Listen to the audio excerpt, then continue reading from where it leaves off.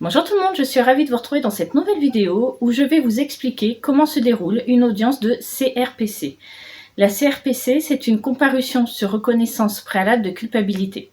C'est une procédure pénale qui peut être proposée par le procureur de la République lorsque le prévenu reconnaît totalement son implication dans les faits qui lui sont reprochés. C'est une procédure avec avocat obligatoire. Donc comment ça se déroule? C'est en deux phases. La première phase, l'avocat et son prévenu se présentent au bureau du procureur de la République, où ce dernier va rappeler au prévenu les faits qui lui sont reprochés.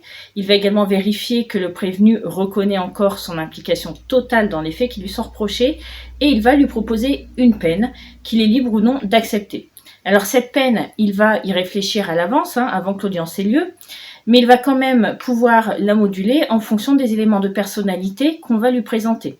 L'avocat et le prévenu peuvent lui présenter notamment un contrat de travail, une attestation d'hébergement, toutes ces choses qui font que la peine pourrait éventuellement être modifiée, allégée et parfois même changée. On pourrait passer par exemple d'une peine d'emprisonnement avec sursis à un travail d'intérêt général ou à une amende.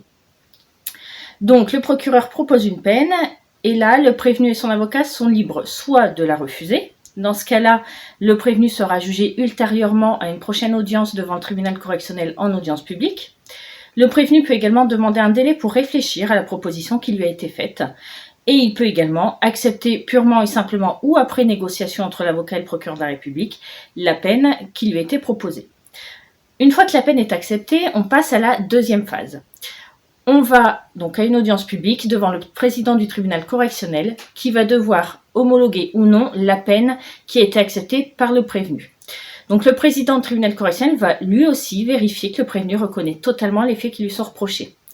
Il va vérifier que la peine est bien en adéquation avec les faits qui sont reprochés, mais également la personnalité du prévenu. Et si tout va bien, c'est le cas dans 99% des dossiers, la peine est homologuée et donc c'est cette peine qui s'appliquera au prévenu.